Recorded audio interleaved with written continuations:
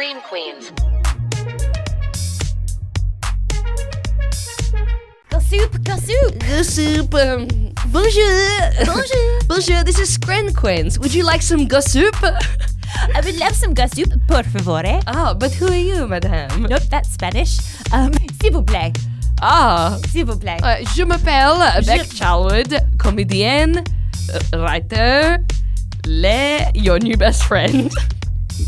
Je m'appelle Alex J. Ah. Comédienne, writer, your other new best friend.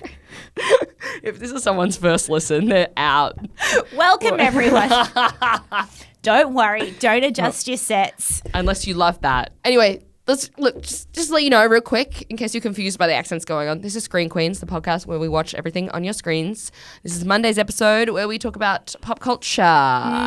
So we talk about everything that is not important, like it bloody is. But we pretend it frickin' is. Frickin' is. But some of it is, though, actually. Some of it actually is, it turns out. We're learning. So on today's docket, we have a quick update on the Quiet on Set documentary that we reviewed last week. Yes. We're going to do a little throwback Monday deep dive into a little show called The OC. California, here we come, right back where we started from. Whoa, when did Phantom Planet get in here? Did you hear that? That was crazy. I heard that. And I hadn't run this one by you because I just saw it on my way in. But Bring it on me. I've got a little update for any Community fans out there. Some very exciting news. So if you're in a community, get ready. The show Community. Oh!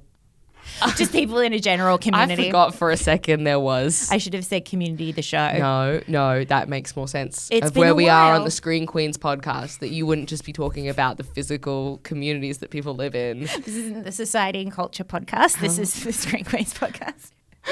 I was like, Alexi's just going to tell about what she feels about the community. That's so crazy. I've done some anthropology work in my spare time.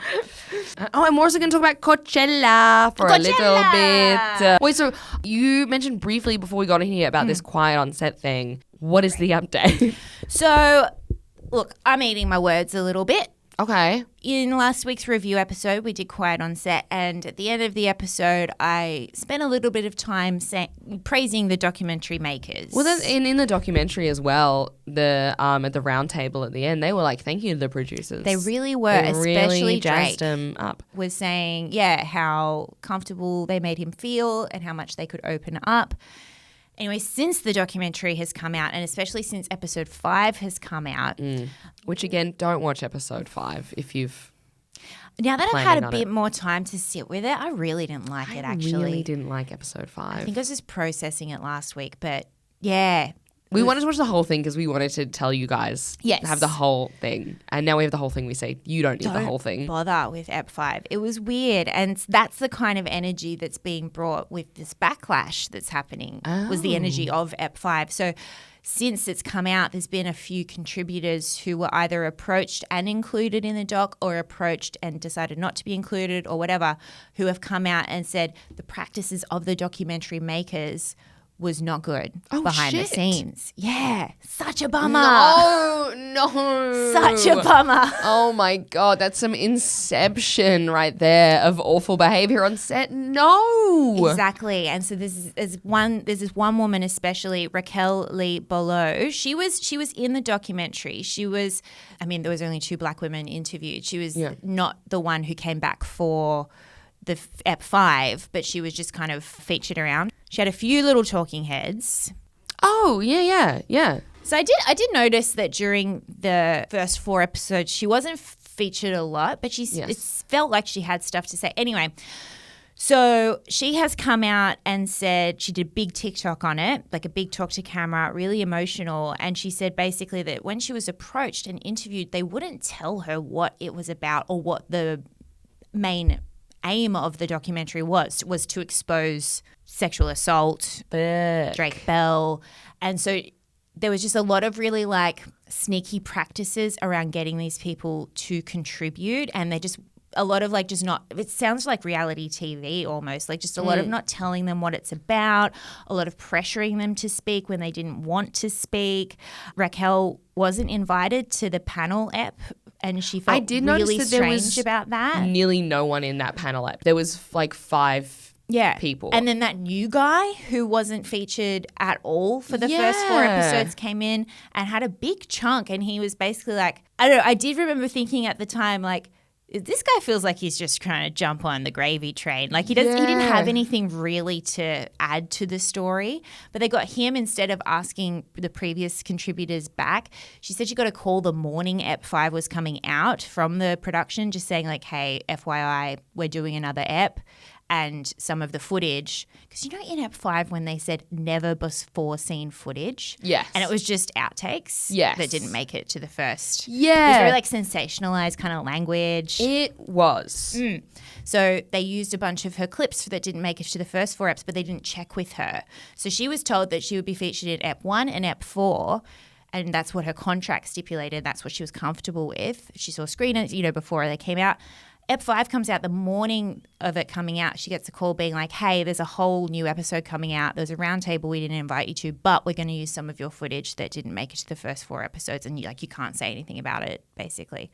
So it's all really like icky kind of manipulative tactics for her.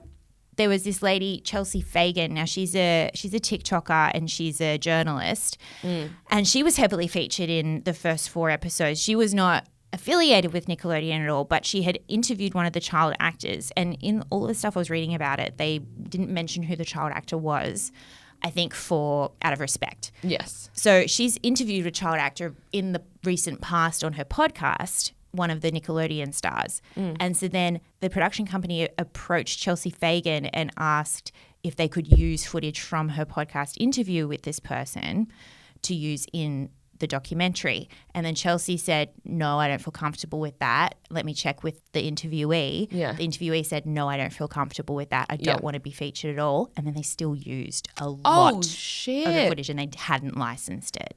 So just that kind of stuff. Alexa Nicholas has come out and done like a 2-hour YouTube video detailing all of the shady practices that they did to try and get her to be involved in it. Apparently, Alexa Nicholas was like consistently harassed to be on the documentary, like blowing up her phone all the time, wouldn't leave her alone when she said no. So a lot of the kind of like, I don't know, it just feels like there's a lot of similarities between what's going on now, like kind of coercing people to do something they're not comfortable with, but that's what the documentary is meant to be exposing in the industry. I mean, it's nowhere near as bad as what was exposed. I think that's important. And no one is saying it bad at all. Yeah. But it's just somewhat ironic. It is. So obviously, like the harassing them to be a part of stuff, that's not cool. No, that's especially when it's something that's trauma-based. And I just want to like say that I don't think, you shouldn't harass people who don't want to be part of it. You have to leave them. I do think if you told people that it was about exposing essentially pedophilia and child abuse that's happening behind the scenes, I don't know if they would get anyone to talk. Maybe. But doesn't that feel manipulative though? It is, but I think a couple of documentaries do it in order. Like with a lot of documentaries, they'll tell you what it's roughly about. And then also a documentary is built on the interviews you have and then the story is formed. It's like you can have it's like they definitely had the Drake Bell thing. Like that was clearly a backbone of it. For sure, yeah. But they would have gathered a lot of more storylines. Yeah, it's like the whole thing is interviews pieced together to tell a story. Yeah. And so how they would do that is people telling their own stories, which is like not exactly, it's not honest and it's not great. And then what makes it icky is they're harassing people. So it's like you're not going to get the most accurate stories. It did make sense. It does like kind of make sense because for anyone that didn't listen to our Quiet on Set episode, and fair enough. Which is fine. At the end of it, we were like, don't watch it. And I think that does speak to the overarching feeling of like, it is like important that this is like exposed, but a lot of it felt sensationalist. Yeah. And that does feed into the culture of it. Yeah. And I think a lot of these contributors or non-contributors, like that's the vibe that they're saying is like it felt like it was kind of exploiting trauma for the sake of sensationalism. Well, like we said, we did feel icky about how they showed the Ariana Grande clips over and over. Much. That was really Just fucked up. I like hated that shit. Yeah. But anyway, something to chew on. Damn. I mean, hey, if anyone out there wants notes on how to respectfully talk about victims of assault, you go to the Netflix series Cheer and you watch episode 6. Oh, shit. Okay. I haven't. You have to watch the whole of Cheer to get it. You can't just dive in. You'll be like, what the fuck God. is this show? But they talk about Wow. child assault in a really way that's very respectful to the victims and puts them first. Yes. Okay. And is no way exploitative. Interesting. It's very much raising awareness. Anyway, now we've gotten the saddest part out of the way. Look, I think all we can take from that is just there are no heroes in Hollywood. And when you start to feel yourself platforming someone as a hero, like I was last week about these documentary makers, just have it in the back of your head that something could come out that could flip the script. Yeah. Within a week. It's good. It's good learnings. Yes. Good learnings. All right, what do you want to talk about next? Should we do our little OC deeps? Oh my God, I thought you said our little OCD. I was like, oh, big reveal. Okay. Neurodivergent queen. Okay, I have, if you haven't seen my Instagram story this week, where were you? Who are you? Why are you living under a rock? Come on. Come on. Like a year ago, I think I started watching the OC. First time. Wow. Have you, okay, because I was not allowed to watch anything other than the ABC till I turned like 15, which is insane. Which I didn't know was like not. That's like some Amish shit. You poor thing. I know. So many cooking shows. Yeah, so many cooking shows. So I didn't see, like, I haven't seen any network TV. I'm catching up on everything. That's so great. Like, I've never seen an episode of Seinfeld. I've never seen an episode of Friends. I've never seen an episode of The OC before. Of course. So I was like, you know what? Let's live life. Did you watch The OC? I sure did, baby. Because this is my exact, like I'm 7 years older than you. So this was like my exact, actually I was a bit too old. It was my sister who's 3 below me. That was the perfect generation age for the OC. So she was actually way more obsessed with it than I was. Yeah. I was a fan. I dabbled. But my sister was like, oh my God, like obsessed with Adam Brody. And had a pillowcase with his name. No way. My mum got a pillowcase specially made with a love heart and it said Mrs. Adam Brody on it for her. Like, I remember loving it. I remember when it came out, it was just like life-changing. It was the first like really gritty fucking drama for teens. Yeah. It was crazy. And the big moment for me that I remember from the entire series is when Olivia Wilde's character came in. Has she come in? Her name is Alex. And her name is Alex. And she was cool. She was bi. Yes. And I think that was the first time I'd seen a bi person on screen for sure. And I was a little baby bi myself, just figuring it out in my head. And then she had like cool colored hair and I just wanted to be her. Yeah. And I think that probably was a lot of bi awakenings was Alex / Olivia Wilde's character on the OC. I was so surprised at that storyline for like 2003 to be like, yeah, whatever. It's like, you're going to experiment with this. Like, that's normal. It's like, really? Do you see that? Yeah. Yeah. Although now in hindsight that I'm on the other side of that phase of the show, they are kind of like, it shows how crazy you were. You were experimenting with bisexualism. Okay, yeah. And it's like, oh, okay. It's not as normalized as it might be, say now. Yes. And the other big moment I remember was, of course, SNL doing the sketch, ripping off the Whatcha say. Yes. Scene. Which is what kicked this off on my Instagram story. Yes. Is because that was the first time I saw that scene and the build up and everything for it. Nuts. It's nuts. But this is the thing is I was so, when Trey, Ryan's brother, came on the scene, I was like, finally, a man that is attractive to an adult woman. Well, true. Yeah, good call. Like, I understand how like Adam Brody Not Sandy? Sorry, I forgot. You forgot about Sandy Cohen? I still remember I have his to forget characters' because I'm trying to fucking be names. faithful That's true. to my husband. Trey, Ryan's brother's last name. Yes. I don't know what his last Howard. name is. Okay. So because like Ben McKenzie and Adam Brody, it's like I understand like as a teenage girl why you would find those boys cute and Trey scary. Yes. As an adult woman, I love it. I want to be scared. How interesting. Yeah. Yeah, of course. There's something. He's a scrawny king. Yeah. And then, of course, he assaults someone. I was like, oh, well, that ruins it for everyone, doesn't it? As it always does.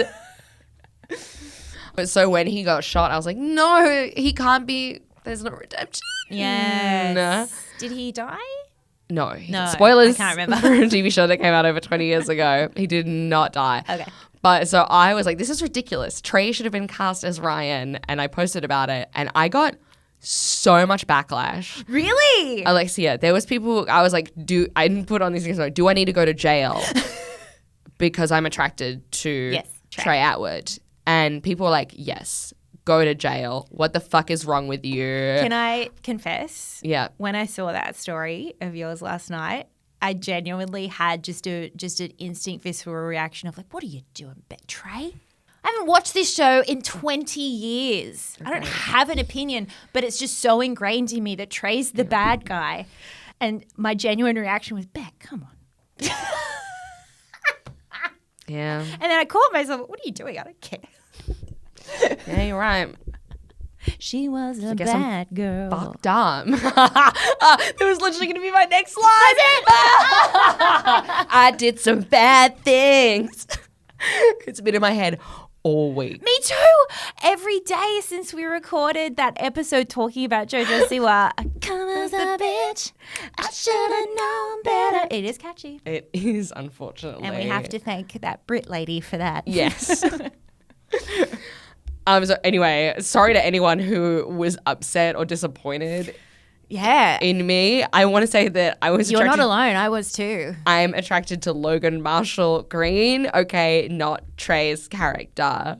Okay. After a lot of explaining. Discourse. I'm talking messages like taking up the whole screen, and I loved it. I just want everyone to know I loved every second of it. People put their ass into it. I love that. People were talking about how someone had a great point. You unlocked core memories for a whole generation last night, dude. Honestly, it was so joyful and spicy and exciting. Someone made the great point of, they were like, no, Ryan's character isn't meant to be dark and mysterious. It's meant to be he is smarter than all of this, and that's why he's accepted into high society. And he needs to play low energy because it plays well off Seth. If he was too dark, he would bully Seth and it wouldn't make sense. And I was like, oh my God. That's an excellent point. That's a great idea. I wasn't thinking about the wider cast. Of course. I was the wider thinking dynamics. About my pussy. Of course. And that's when you run into trouble, gals. He can't brood as well as Ryan. I'm sorry. I don't know, though. Yeah? I'll be honest. Ben McKenzie, he's now at season 3. He's gotten a lot better at acting. But the first season, I was like, he's got the wrong eye line. He's looking in the wrong direction. He's like, you could tell when he finished his line, he was like, and I'm not being the character. And yes. Just going dead face. Like, no. Acting is reacting. Yes. Stay in the moment. Stay present. Who was your favorite character in the OC? I was a Seth girly. Yeah, we all were. He is such an incel. Really? Oh my God. This is like... So not just a nerd. No. He's obsessive and controlling of Summer. I love this retrospective and look. When she doesn't talk to him, he'll spin out and talk to another girl, or I don't remember that. He wrote a whole comic book for her that was she opened up a sketchbook. They were not dating, and she found a sketchbook of his that had hundreds of drawings of her. Oh shit. But back then it was so romantic. Yes. Oh, I love this. Also, I wish I could remember everyone's name because it was so good. Someone was like, making Seth Cohen the love interest is the reason I'm in therapy for dating such horrible men. Because that's what we were all taught was, and not just in the OC, but heaps of shows growing up was yep, that's love. Well, he won't stop calling, that's love. I see, all my memory of Seth Cohen is just a lovely little nerd guy who managed to land the hot chick. No. He was probo? No, he's obsessive with her, and then when he gets her, he doesn't want her. And then they're up and down, and they do have a lot of cute moments, but I will say it's peppered in with so much more insecurity and fuck around from him more so than her. Wow. Yeah. Oh, I love this. It's such a good show. Where are you up to now? I am coming up to the end of season 3. Spoiler alert, I have not gotten to when Marissa dies. I know that happens. Oof, yeah. I knew that when it happened, and I wasn't even allowed to watch Channel 10, which it was on. Everyone was like, Marissa died. I was like, who the fuck is Marissa? And then she joined us on Neighbours. Yeah. Just a quick 20 years Is she later. around? We should get her in. You should get her in. I want to ask her. Push a button. I'll be like, okay, so how did you feel about Ben McKenzie's acting season 1? And so do you ship Ryan and Marissa? No. God, no. The only good relationship was Sandy and Kirsten in season 1 and 2. Season 3, it's gone a bit dicey. Oh, is there a cheating? This is the thing, is Sandy nearly cheats on her. Fuck off. And I was like, what? Where is the Sandy Cohen I know and love? Our dad. Where's our dad? Where is our dad? Where is father? What is he doing right now? Father, where are they? I will say I also love Melinda Clarke, who plays Marissa's mum. She's great. She's currently my favorite character. Yeah, in cool. season 3. I can see her. She's a beautiful woman. She's so beautiful.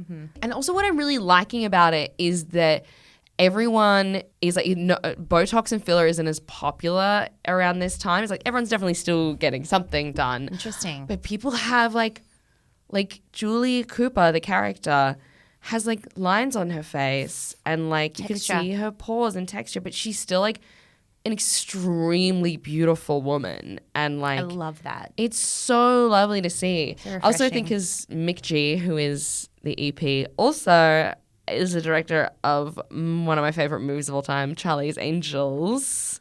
Oh, I love that. Yeah, and by all accounts, great guy to work with. Okay. Oh, that's nice. Yeah. Well, I mean, yeah, actually, speaking of our Quiet on Set follow-up, I've never heard anything about behind-the-scenes bullshit going on the OC like you hear with a lot of these other, like, teen shows. Yeah, I've never heard any. I mean, there could be, and I could eat my words again, but that's never been a big scandal that I've heard of. Like, I know Misha had a really hard time post the OC. Did she? Well, yeah. I think she had, like, some drug problems and drinking, like child stuff. Yeah. And then I think she never really made good again. Like, I think basically it was that thing of like she was the biggest star in the world at that time. She had the world at her feet and it didn't happen for her. And people say it's like the drug sabotage, that kind of thing. Yeah. I will say eating disorders, that's big on the show. Not talked about. But people are going from like, oh, she looks healthy to I can see bones. Ooh, I do remember that from your show, yeah. Yeah. There's like episode 2. There was one point I was like, I think I can see her shoulder joint. Like, yeah. Yeah, I think that might have been a big thing as well. Oh, yeah. I mean, it was the early 2000s. Who of us didn't? Who of us didn't? But I am literally loving it. It's one of my favorite rewatches. And it's just every episode is so insane. Every episode it's like there's just like the craziest drama. Cool. It's so fun. I have heard though that it does get bad after Marissa dies. I was going to ask how many seasons are there? There's 6 in total. Yeah, I think I might have dipped out after she died, to be honest. I can't remember anything without her in it. And I think that's what I will do respectfully. Yeah, fair enough. But I'm still a while away from that and I just want everyone to know if you want to join me on the journey, please. I kind of do. Come on. It's so good. And also, you know what I miss? It's fucking bands featuring in shows. Yes. Like there was like The Killers were on an episode, Modest Mouse was on an episode, Death Cab for Cutie were on an episode, The Subways. I was like, these are sick bands. Do you know what I would love for you to do a rewatch on? And this even more solidifies that is Grey's Anatomy. Oh shit, I got to season 2. Oh, you did? Yes. And then it got too much stress at the end of the day. Because it's a beautiful roller coaster of emotions. You really have to not have anything else going on. Yeah. Yeah. Whereas the OC can leave it on the background. It's like, true. Oh, Marissa, Ryan. That's true. Whereas the Grey's Anatomy is actual like real life grown up problems. Yeah. It's like if the OC just add on like a bunch of cancer and way more people dying. Yeah. And you're like, oh no. And actual like divorces and family breakups. Yeah. And people losing limbs and yeah, it's a great show though. And I do, like, I'm not a music guy myself, but I do know that especially the earlier seasons of Grey's platformed heaps of cool bands. And Yes. like that was kind of their thing. Well, the Snow Patrol, If I Lay Here, was made famous because of Yes. And Grey's. How to Save a Life. How to Save a Life, yeah. And the reason it got famous is because one of the producers went and saw them live and was like, that's a really good song. I'm going to put it in the show. And that's how they blew up. I wonder if that happens anymore. That's really cool, like, lore, you know? Like, that's cool shit. Yeah. You don't hear about that kind of stuff anymore. Bloody hear about it. Everything's online, so no one's just going to shows anymore. They're just like, I saw that guy on TikTok and he could be good in the show. Bring him on. Ah. Anyway, I love it. Dive on in. Yes, I will be doing more problematic takes on my Instagram story, okay? That's gonna happen. The 2000s were a good time God, they were. for television. Speaking of the 2000s for television, Community is a show. Yes. And also a concept. And But also we're a gonna concept, talk but we're about the talking show. on the Screen Queens podcast about the show. You have news for me about this? I have news, very exciting, very quick. I don't have a lot of information, but basically Alison Brie was on a Bravo show called Watch What Happens Live, and Alison Brie has confirmed that there is a script to the Community movie. It has been completed, and she said it's very funny, and the Community movie is definitely apparently getting made. Oh my God. That'd Which be is great. very cool. That was such an iconic cast, except for Chevy Chase. I mean, he was an icon, but a piece of shit. Yeah. An iconic piece of shit. Yes. Yes. So it's very cool. So no dates have been set for filming yet, but it's very cool for Community fans because a big Easter egg. Well, I mean, the whole show is filled with Easter eggs. Like you could watch the show 10 times over and still find new things that the creators put in there in the background, all that kind of stuff, or linked up from previous seasons. But a long-running gag in the show was Abed was obsessed with the phrase 6 seasons and a movie. And that was always meant to be like a meta thing. He was referring to another show originally. I can't remember which one it was, like a show within the show. But it became like a long-running gag that he would just be obsessed with the concept of 6 seasons in a movie. So it became this thing that like that's the plan for Community. And Community ended like 10 years ago with season 6, which we don't talk about because it sucked. But it still had 6 seasons, and now they're finally making the movie. So everyone's like, 6 seasons in a movie, we're doing it. Oh, shit. Living up to the lore of it. Oh, my God. And people don't mess around when they announce stuff on Watch What Happens Live. Really? Oh, Okay. it's a massive show. It's fucking huge. I've never heard of it. Oh, it's like the one. I'm not in the Bravo world, but I should be. If you want, no, that's like where most reality TV news comes from. Yeah. And I love Alison Brie. She's the one that's married to Franco. Yes. I watched a video of them on YouTube the other day, and I was like, you guys are such a hot, fun couple. Funny. I want to be you so bad. I really like Alison Brie. Cool. All right. So to wrap up, Yes, Coachella happened last week. Doja Cat headline was the first female rapper to headline, and her set was amazing. Did you see the video of her with all the wings? no, I haven't seen the things with the Oh, wigs. it's really cool. She comes out and she's wearing this outfit that's like all like long blonde hair. And then like all of her dancers are all covered in long blonde hair, and they all like move as like one like being. It's because it's Doja Cat. It's fucking sick. Awesome. Someone who I now am like, she's an industry plant with how much stuff I'm seeing of her. Sabrina Carpenter, who opened for Taylor Swift, and you know the Olivia Rodrigo driver's license song? Yes. So that was written about Sabrina Carpenter taking her boyfriend. I did not know that. Yes. And then Sabrina released a song like in response to that went off, of course. But this is the thing is like I'm very convinced that narrative was manufactured and pushed and has been used to propel them into success. And she's To not propel both of them? Yes. Yeah. Yeah, hugely. Do you think, because I love thinking like what's real, what's PR. I just love analysing that. Do you think that they would have been in on it together as a PR move to have this beef? Or it's just no, happened? I don't they know just that both far. No, but what do you think?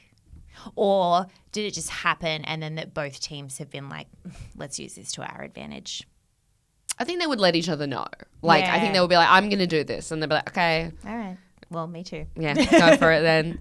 Because she's very pretty. She's a very good singer. And I know she was very beloved when she opened for Taylor here in Australia, right? Yes. Yeah, I saw it everywhere. Yeah. And, but she's dating Barry Keoghan. Whoa. You didn't know this? No. It's been going on for like a year. I'm sorry. I'm on a different side of TikTok. Sorry. That's okay. I got upset. That's okay. I got upset. That's all right. I wasn't okay. I love you. We'll work through it. All right. But so she's dating Barry Keoghan, and which is a little bit Ethan Slatery because he had a baby not too long ago. And then Can we have no one? yeah, he's 31, she's 24, which is not the craziest age gap, but It is one. it is one. That's an excellent point. It is one. Can't argue with that. So anyway, I've seen 9 million videos of her set, and then there's a video of her flirting with him on stage. Like she gives him a little wave and a wink, and he's just like, oh my God. And I'm like, at first I was like, oh, this is cute. And then I saw it 900 times. I was like, oh, this is now feels planted. Okay. And for people to get invested in this romance, to get invested in her music. Wink stuff, did that happen at Coachella? Yes. Yeah, while she was doing her set on stage. And then this is another thing that happened for Sabrina Carpenter's set that bothered me. I mean, it's a great name though, Sabrina Carpenter. She sounds like a famous person. And then she wore a shirt that said Jesus was a carpenter. You know, come on. She's funny. She's funny. She's very funny, I will say. That's her stage antics are brill. It's very likable. Yeah. Very likable. I know, this bitch. But so then someone was holding up a sign that was like, please play espresso. And you're not allowed to bring signs to Coachella. Oh. That's like a very common. Really? Yeah, because it obstructs people's view. Of course. And people pay thousands and thousands and thousands of dollars to be there. Yeah, right. Which is a great festival rule. Yeah. I think it's on most festivals, actually. And any tall people must crouch. Please, for the love of God. And I was like, this is a big fuck off sign. And then I looked up and was like, espresso was released that day. And then I was looking, I was like, who's this person holding the sign? And it's this woman. And I was like, where do I know her from? I look back at the Barry Keoghan video. She's the one hanging out with Barry. She's friends with Sabrina. She was planted in the audience. I love this. So she had to, like, someone from her team or her friend come out and hold the sign so she could be like, oh my God, my fans. Look how much my fans love me. I released a song today. That's how popular I am. You didn't know how popular I am? They listened to it. They got the texters. They got the paper. They made the sign all within one day. That's how much they love it. Yeah, that's how, God, she's got so many fans. You don't know. You on a board. Oh my God, you only got here a moment ago. Like, it's embarrassing. She's a really big deal. Mm-hmm. And I was like, oh, it's all manufactured. And this is another thing. You should put that on TikTok, by the way. I will. That's an excellent theory. Well, not a theory. You did some FBI work and you fucking figured it out. That's right. Smart gal. Mm-hmm. Smart gal. Another thing that artists are doing now is creating their own fan accounts. So this started with... That makes sense. Yes. Yep. So there's like Taylor Swift, who was not at Coachella. She has Taylor Nation, which started as a fan account and now is like her official second account. Ah. And I know Sabrina Carpenter has an account that it's like, whoa, this person is full-time posting every single clip of Sabrina Carpenter. How'd they get their little hands on them all so quickly? It's almost like there's a Dropbox somewhere. It's almost like it's their full-time job. So that's another tactic that people are using. Love that. Speaking of someone, I just love learning the behind the curtainness of how all this shit works. Yeah. It's so messy and dirty and like they run their own fan accounts. They're just like us. I love it. Also clean and calculated and planned, which is like, I don't, it's like, it's how you do it. Oh, yeah. I don't begrudge it. Yeah. So why not? But just so everyone knows when you're like, what? Why do I keep getting, some sponsored videos from this fan account? It's like, it's because someone from their team. One of the record labels. I was going to say one's name, but I won't. Ooh, just pushing them all the time. Anyway, enough about industry plants. Someone who just generally fucked up. Do you hear about Grimes? No. Okay, so Grimes, girl, she's not well. Okay. I mean, she's had possibly 3 of Elon Musk's babies. You can't be well. You can't be well. But she was doing a DJ set and she got up and she was like, first of all, she came out in a big mechanical spider, which was really cool, obviously. Yeah, sounds cool. But then she got up to do a DJ set and she was just like, none of my tracks work. And she's like, this one's in double time. Like, and she's like screaming in the mic and just be like, sorry, everything's out of like whack and I don't know what's going on. Da, da, da. And then what has happened now is every single DJ in the whole world is looking at the footage and being like, oh yeah, she just showed up and didn't have anything planned for Coachella. No. She wrote down Spider ? And then she showed up. Oh my God. See, I love that too. Celebrities being checked on their shit. Yeah. Because there are experts around watching it now. Yeah. Also, I'm like, Grimes, just play the tracks, girl. You got some great songs. Isn't that the whole thing of Yeah. DJs? Like, that's a thing that they can do? Do what Paris Hilton does. Sure. I'll still go watch her DJ. Of course. It's the experience, especially at Coachella. Yeah. It's part of the experience of the week. Yeah. Just play some tracks. Exactly. Interesting. But my favorite. Do you know of an artist called Chapel Roan? I have heard that name. That is for sure. Okay. She is the next Lady Gaga, Madonna. Oh, She's yes. gonna be I've seen her. okay. She's amazing. I'm obsessed with her. Great. Her set was fucking so sick. She came out in this like business like plaid suit and then had like she like stripped off into this like outfit that's like, I'm gonna describe it to you and you're gonna be like, is that like a mentally unwell person? Is that a toddler that got to dress themselves? Okay. Leopard print exercise tights. Yes. A leather diaper, I'm guessing. Okay. An oversized t-shirt that says eat me. And That's it? Wow, that was her Coachella outfit? Yeah. Oh, yes. It looks like a bloody chastity belt. Yes. And it works. It does work. That's how fucking fierce this bitch is. Damn. Oh, I love her. She's like a punk Ariel. If you haven't heard of Chapel Roan, here's what you need to do. You need to go and you need to listen to Pink Pony Club right now, okay? And then you need to listen to Good Luck Babe. And then if you are a woman or queer, listen to Femininomenon. Okay. That will get you started where you need to go. Okay. For more information, come directly to my social media and I will lead you through. For any Chapel Roan and or OC chats. Yes. Thank you. Fun. Yes. So that's my little Coachella wrap up. Thank you, my love. And are you excited for Swiftie album that is being released today as we speak? I wasn't even going to bring it up because it was released like an hour ago and I haven't had time to listen to it. Okay. Society? So you would think. It's just a little bit too close to that. It's the Tortured Poets Department. Ooh, yeah. Which I'm like. You've got a poet and you have a describing word in front of it and then you have their location after it. Yeah. You can't, yeah. I think everyone has at least once said, oh yeah, the Taylor Swift album, the Dead Poets Society. Okay, well, you know what? I'm going to listen to it because my life's finally just evens the fuck out but this weekend onwards. So I have time now. I'm going to listen to it. Let's review it for next week. Great. Well, I have to let you know in advance. It is a double album. Okay. Maybe you send me the highlights. I think 30 songs in total. I think if you just listen to the first one, you know what? You listen to whatever you goddamn like. It doesn't have to be in order. You send me some recos if there's some one specifically you want to talk about. I love it. I love it. Great. I love it. I love it. I love it. I love it. Great. All right. Did we cover everything? Was that all the things? That's everything. Well, thank you so much. Join us on Wednesday where we are talking about the new show, Baby Reindeer, and also the Curb Your Enthusiasm finale. Yes. Join us on Wednesday for that. All right. We'll see you then. We love you.